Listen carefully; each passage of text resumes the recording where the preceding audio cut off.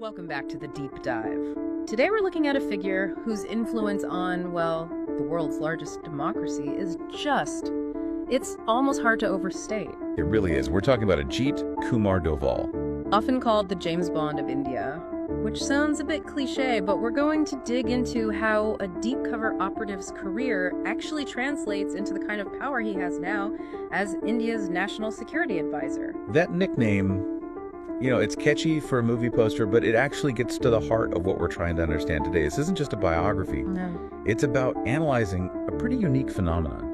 How does a spy master become the main architect of national security policy? It's that fusion, right? That's what's so fascinating. Our goal isn't just to list what Doval did, the famous operations. It's about how he took that intense on-the-ground experience and plugged it directly into high-level, long-term strategy for a country of 1.4 billion people. Exactly. That's what makes him different. It's the seamless integration of the field with a policy desk. He didn't just climb the ladder. Right. He fundamentally changed India's approach to security. He prioritized these assertive, often proactive measures that were all informed by what he'd seen firsthand.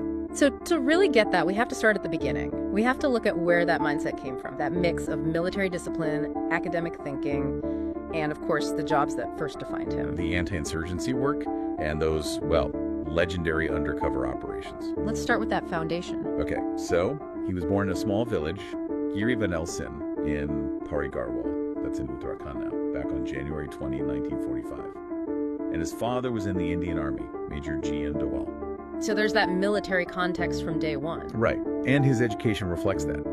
He went to King George's Royal Indian Military School, so the seeds of strategic thinking were planted early. But, and this is interesting, he didn't just follow a straight military path. No, he did something else. He broadened his horizons.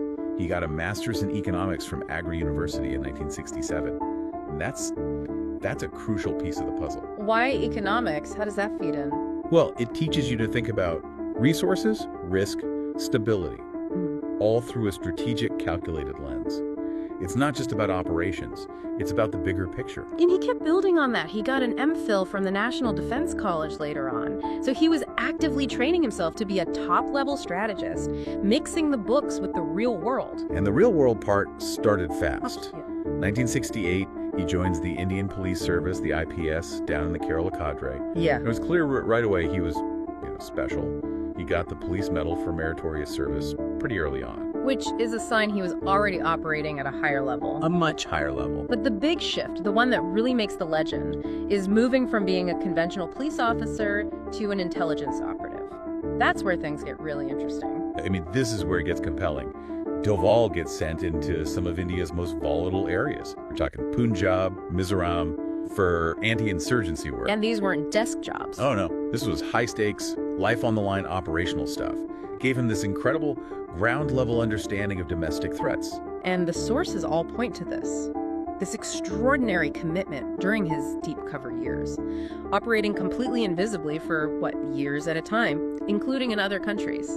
The one detail that always stands out is the report that he operated undercover in Pakistan for years, apparently posing as a Muslim to gather intelligence. Wow. Just think about the psychological commitment that takes. Very few officers ever reach that level. That's an immense professional sacrifice. To just erase your identity for years on end. How do you think that shapes the decisions you make 30, 40 years later when you're the one making policy? It gives you a profound sense of realism. It just cuts through all the abstract theory. When you've seen the threat that close, when you've literally lived among the adversary, you don't do hypothetical strategy. Your recommendations are based on what you know works on the ground. Exactly. It turns security policy from something cautious and reactive into something assertive and, sometimes proactive. And we see him emerge from those shadows, so to speak, during Operation Black Thunder in 1988 at the Golden Temple. He was involved in the intelligence gathering there. Right, he helped neutralize a really tense situation. It showed he could operate under immense pressure in these incredibly sensitive domestic crises. But his most public role from that era probably came about a decade later. The 1999 Kandahar hijacking, IC-814, a terrible situation. He was a key part of the negotiating team. And that shows his adaptability, right? Moving from, covert infiltration to the very structured, high-pressure world of international crisis negotiation. It's a different skill set. A totally different skill set. And after that, he really moves into the command structure of the Intelligence Bureau, the IB. This wasn't him slowing down, it was him centralizing his experience. He headed the IB's operations wing for more than 10 years. A decade, which is a remarkable tenure. And it let him push through some huge institutional changes. He saw early on that intelligence failures often happen because of, well, bureaucratic silos. Agencies not talking to each other. Precisely. And that's where you get these acronyms that really matter. He helped set up the Multi-Agency Circle, the MAC, and the Joint Task Force on Intelligence, the JTFI. And this is a really important insight. The MAC isn't just another committee. No, it's a critical coordination platform. It forces intelligence from central agencies, from the states, from the military. It forces it all to be pooled together, analyzed, and acted on as one. Doval knew that coordinating the institutions was just as important as the fieldwork itself. So he basically modernized how India managed domestic intelligence. He made sure the guy on the ground's information actually made it into the national picture. And that all led to him becoming the director of the Intelligence Bureau in 2004, until he retired in January 2005. Now, for most people, that's the end of a very distinguished career. For most people, yes. But Doval just shifted gears. He moved from execution to, you could say, ideology. He started shaping policy from the outside. This is that crucial bridge period. In 2009, he founds the Vivekananda International Foundation, or VIF. It's a big New Delhi think tank, and he's the director. Why was that so important? The VIF was his intellectual workshop. It let him take all the raw knowledge he'd gained over decades, all the tactical wins, the losses, and sort of synthesize it into a coherent doctrine for national security. He was building the theory behind the practice. Yes, moving from tactical mastery to grand strategy. He's writing policy papers, giving lectures on counterterrorism, foreign policy. He's essentially building the intellectual foundation for a more assertive India. So when the political winds changed, he had this ready-made security blueprint just waiting. That's exactly what it was. His work at VIF gave him this direct line to the political establishment.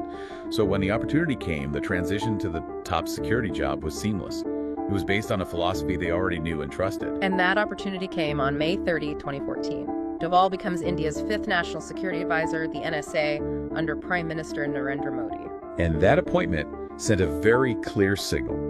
The new government was prioritizing a field-tested, assertive national security policy. If we look at the big picture, his arrival really did signal a philosophical shift. His influence went way beyond just intelligence. It was about strategic diplomacy, proactive crisis management. We saw it almost immediately. One of the early humanitarian successes was his role in getting those 46 Indian nurses out of Tikrit in Iraq during the absolute peak of the ISIL crisis. That couldn't have been easy. No, that required surgical diplomacy backed by a very real threat assessment. And then, strategically, his doctrine was all over the Dockland standoff in 2017. Right, in the past, that kind of friction might have ended in a cautious diplomatic retreat. But under Doval's guidance, the strategy was to stand firm, refuse to back down, but, and this is key, carefully avoided escalating into an actual conflict. That assertive stance was a huge departure from previous policy. It signaled that India would now proactively defend its interests based on the kind of calculated risk someone with his background could provide. And his job title, advisor, is a bit of an understatement. Institutionally, his footprint is enormous. In 2018, he started chairing the Defense Planning Committee, the DPC. Okay, so for anyone who doesn't know, what does it mean when the NSA chairs the DPC? Because that sounds like a big consolidation of power. It is. It means he has centralized control over the 3 pillars of defense: the military, the bureaucracy, and intelligence. All of it linked to strategy, procurement, policy. He gives him an authority over defense that goes way beyond a traditional NSA. He's basically structuring the entire nation's defense path. And he's now in his 3rd term, making him one of India's longest-serving NSAs. That tenure alone speaks volumes about the trust placed in him. Absolutely. That longevity just reinforces his reputation. He's this unique figure, a synthesis of intelligence expertise married directly to the machinery of state power. Which is probably why he's received so many honors from so many different fields. The most unique one has to be the Kirti Chakra. It's a very high gallantry award. And the key detail here is that he was the first police officer to ever receive it. The first, and for a long time the only one. It's an award that was almost always reserved for military personnel for incredible bravery in the field. That really drives home the kind of life-risking operations he was involved in. things way outside normal police work. He also has the President's Police Medal, of course. And then, showing just how wide his influences seem to be, you have the honorary doctorates, science, literature, philosophy, from multiple universities. He's seen as a strategic thinker whose impact goes beyond just security. Which brings us right back to where we started, to his cultural impact, the James Bond of India. His story was even the inspiration for a character in that huge 2019 blockbuster film, Yuri, The Surgical Strike. So when you pull it all together, what does this whole journey mean? I think it shows the incredible defining power of applied experience in statecraft. Doval's career is the perfect example of blending the secret, invisible world of intelligence with the very visible, high-stakes world of international policy. His influence is everywhere. Strategic, administrative, tactical, institutional. He didn't just advise on security. He fundamentally restructured how India responds to threats, using that incredibly rare mix of covert experience and high-level theory. Which leaves us with a provocative thought, I think. When it comes to something like national security or really any high-level statecraft, what's more important? Is it the field experience, the what, or is it the academic, theoretical strategy, the why? And Doval's career seems to suggest that maybe the question itself is flawed. His success comes from mastering both. It is just so rare to find a single person who has commanded both the shadows of deep cover work and the bright spotlight of strategic policy, and then fuse them together. It really is. It makes you wonder just how crucial that personal, high-risk foundation is for building the trust and effectiveness you need at the very top. A unique convergence of intelligence and statecraft that reshaped a nation. Thank you for joining us on this deep dive. We hope this gives you plenty to think about.